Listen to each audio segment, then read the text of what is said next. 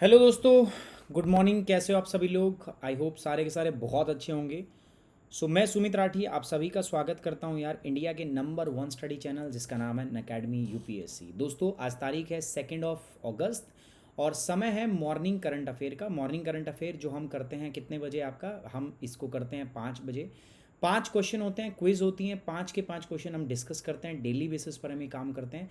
UPSC CSC 2020-2021 के लिए बहुत इंपॉर्टेंट है। एंड सुमित 10 ये जो है ये अपना क्या है दोस्तों, this is our referral code.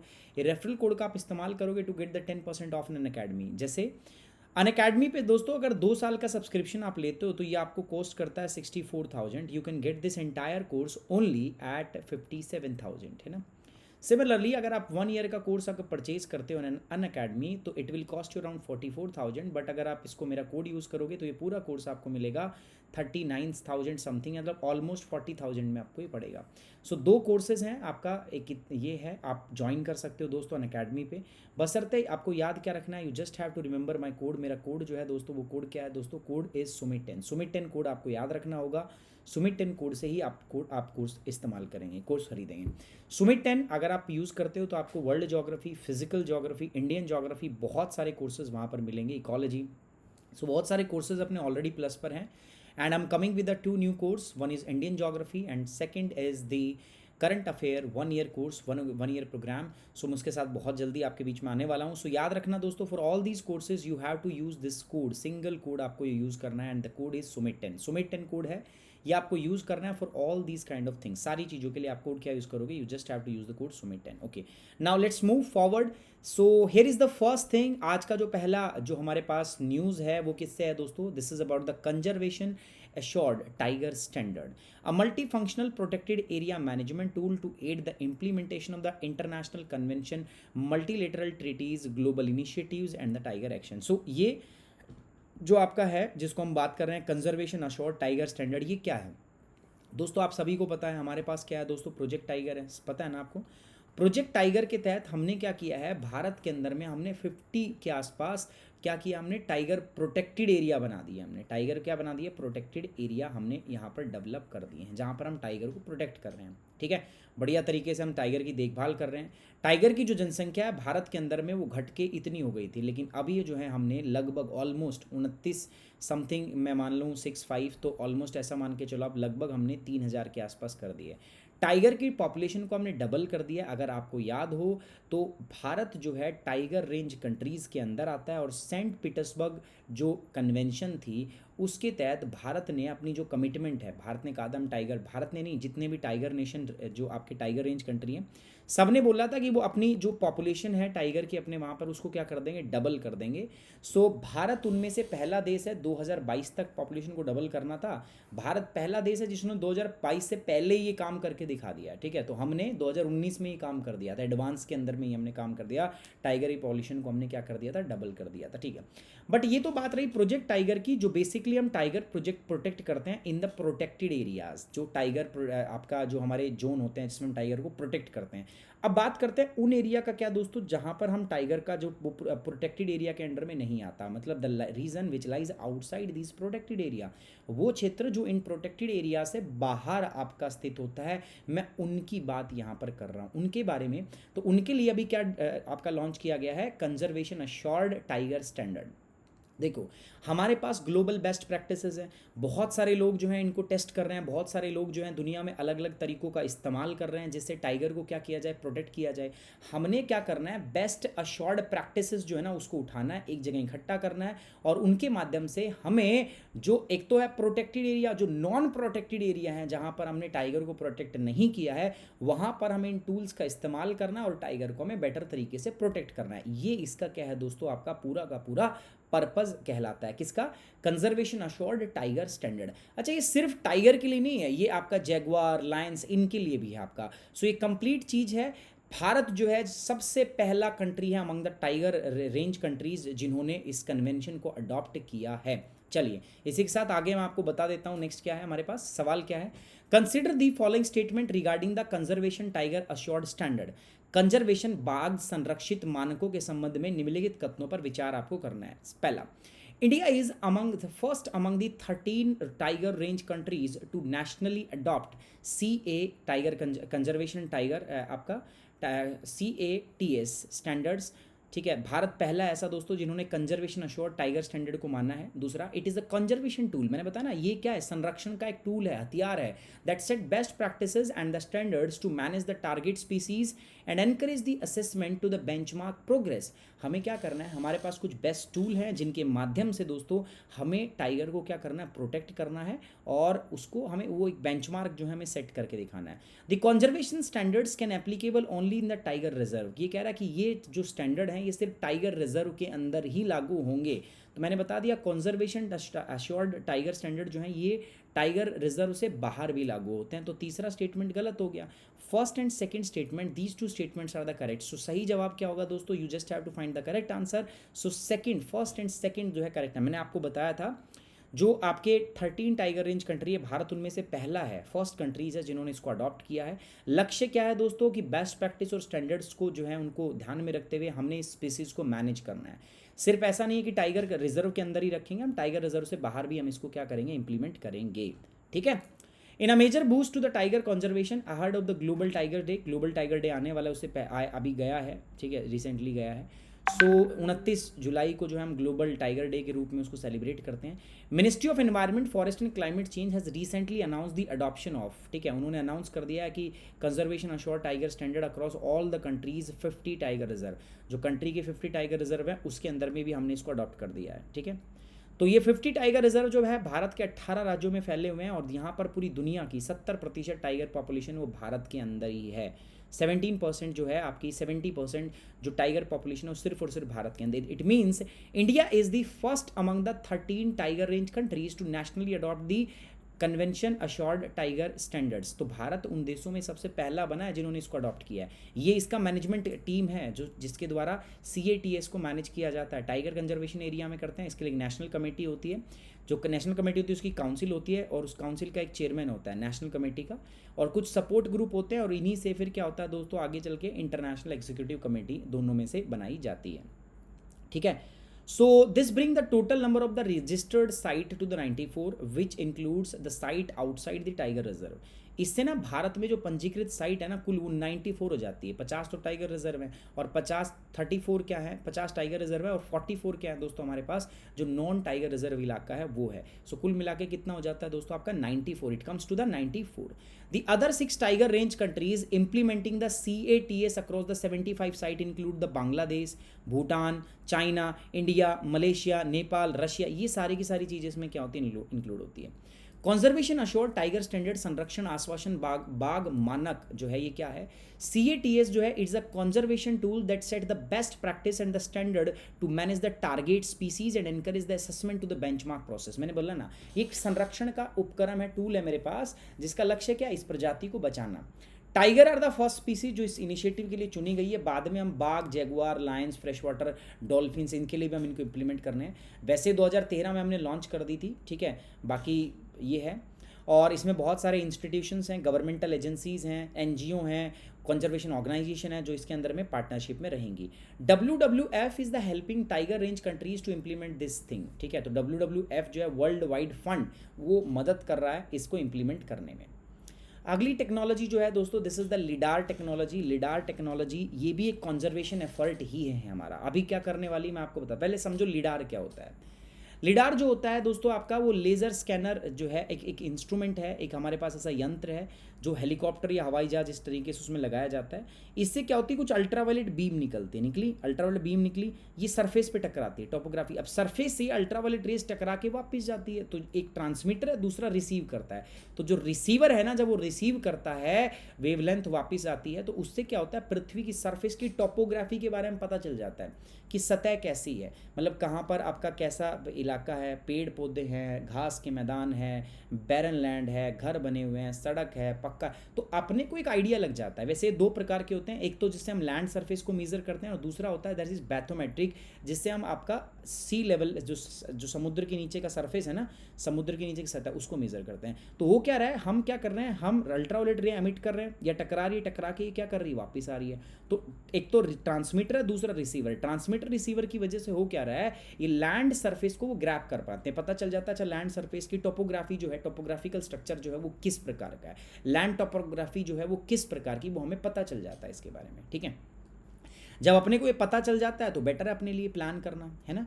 अब इसका इस्तेमाल जो है वो किया जाएगा किसके द्वारा, हमारी जो एनवायरनमेंट मिनिस्ट्री है ना वो इसका इस्तेमाल करने वाली लिडार टेक्नोलॉजी का। वो क्या करेंगे पता आपको भाई, एक चीज़ तो आपको पता ही है, और वो क्या है दोस्तों आपका, that is man animal conflict. पता है ना आपको मैन एनिमल कॉन्फ्लिक्ट क्यों होता है भाई, आदमी और ये कॉन्फ्लिक्ट में क्यों आते हैं पता है आपको, क्योंकि जो जंगल हैं वो डिग्रेड हो रहे हैं, जंगलों में चारा नहीं है, जंगलों के अंदर में प्रे नहीं है, मतलब उनका खाना है नहीं, तो वो जंगल छोड़ के खाने की तलाश में कहाँ आते हैं, वो बाहर आ जाते हैं जंगलों से। वहीं पर आदमी और जानवरों को क्या होता है, टकराव होता है। मैन एनिमल कॉन्फ्लिक्ट की वो फर्स्ट साइट होती है।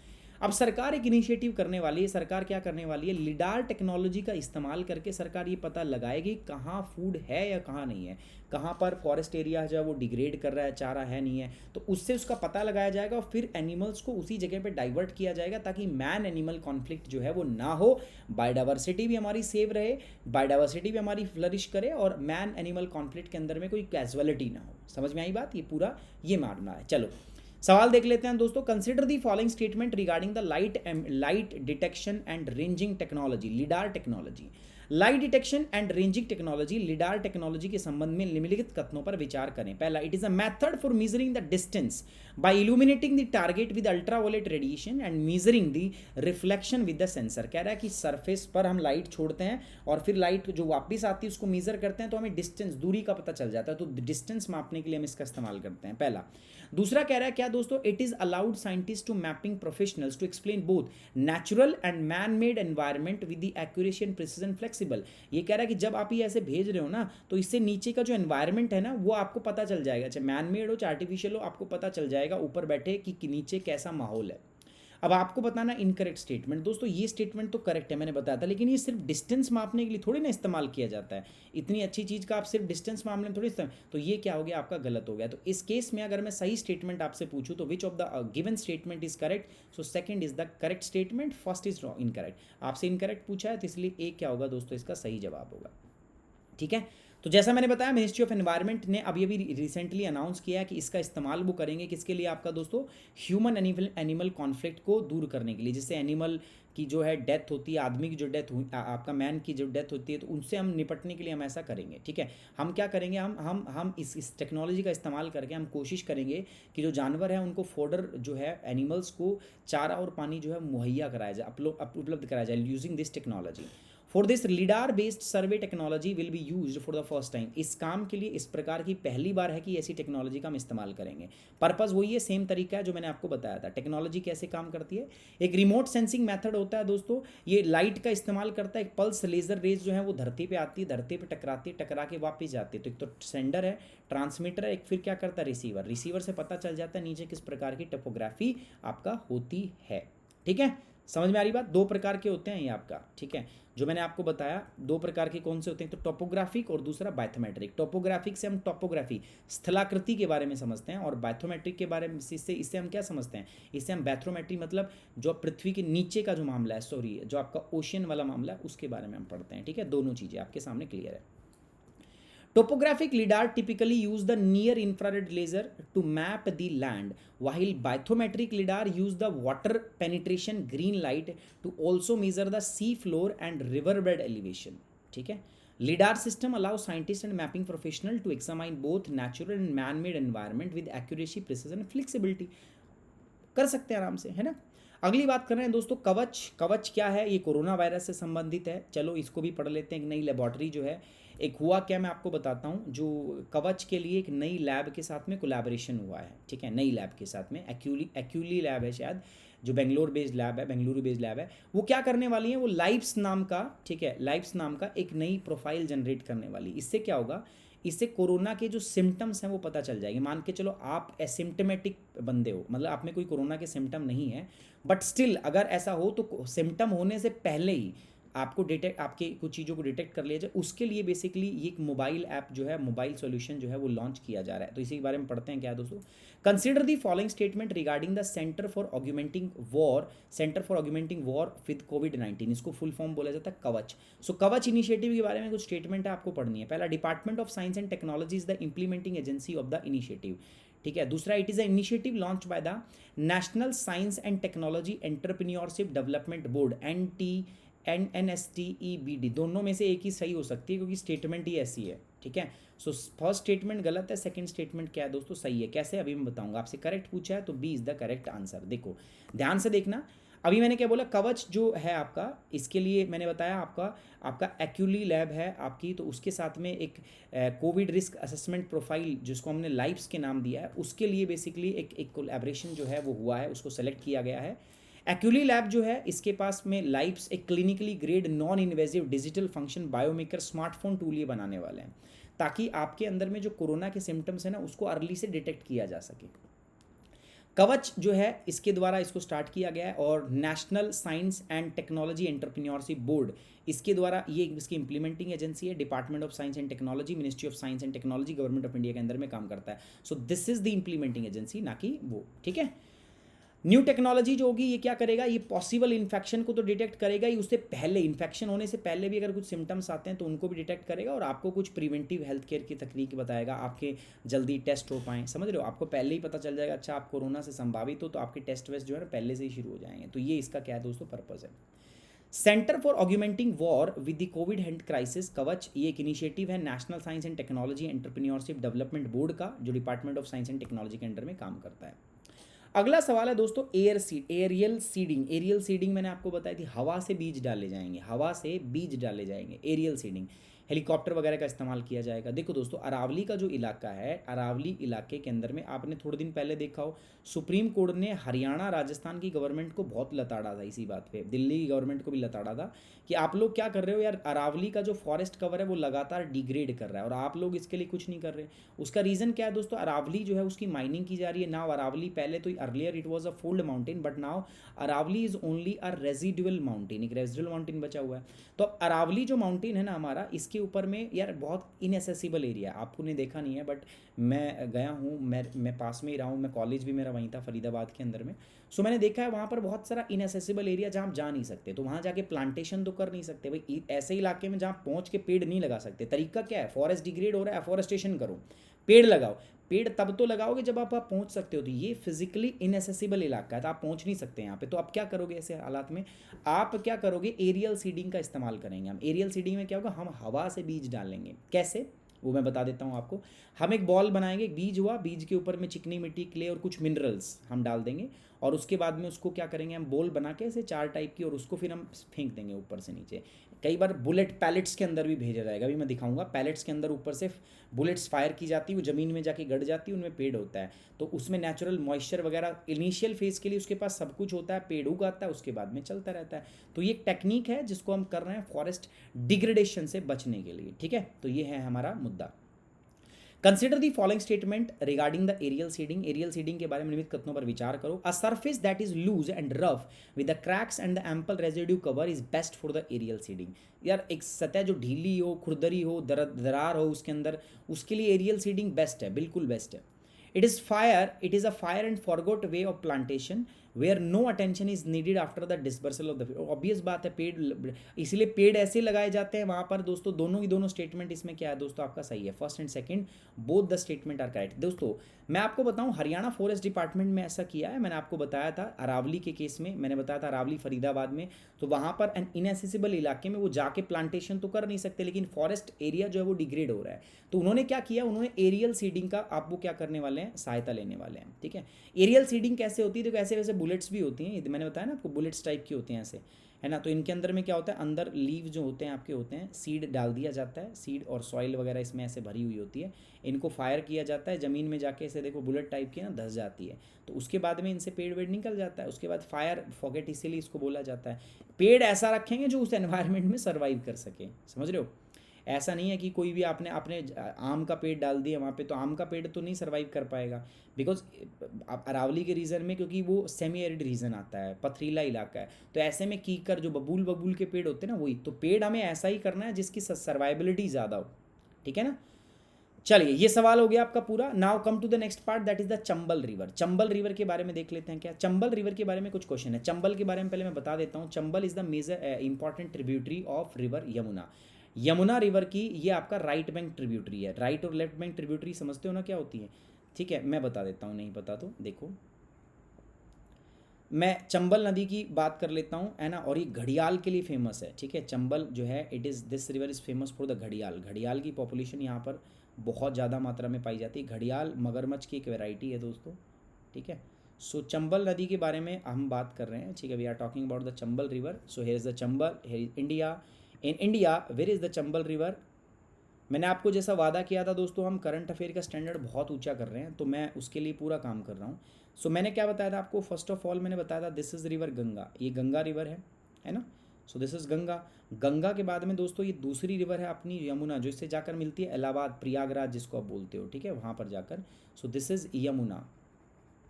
ठीक है, now the third river here it comes from Indore district of MP and this river is known the Chambal.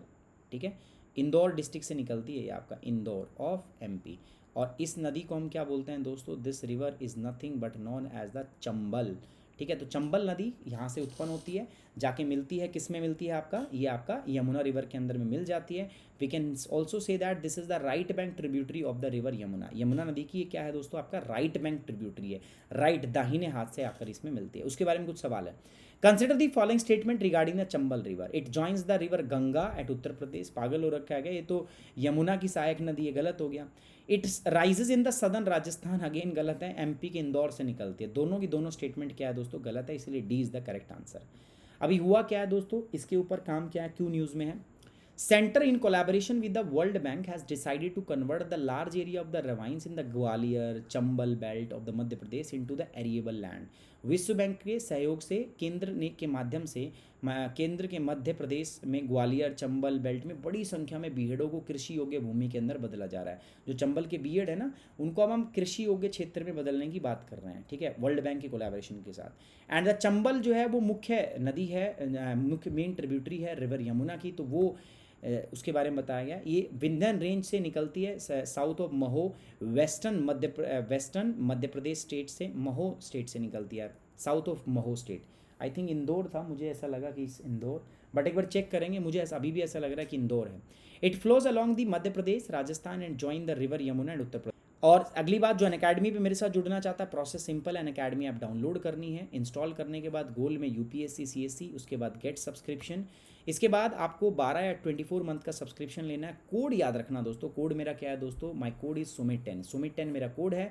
जैसे आप कोड करेंगे use 10% instant of and personal guidance. दोस्तों मैंने इस एग्ज़ाम को 15 में और 17 में 2 बार मैंने क्लियर किया है। सो आप मेरे पास वो टूल्स हैं, टेक्निक्स हैं जो आपको चाहिए to clear this examination, to crack this examination. So guys फटाफट कीजिए, हरी अप, आइए फटाफट ज्वाइन कीजिए Unacademy plus by using the code सुमित10। Now on this note I am ending this class, thank you very much, take care, bye bye, जय हिंद। मिलते हैं अपने नेक्स्ट सेशन में, टेक केयर, बाय बाय।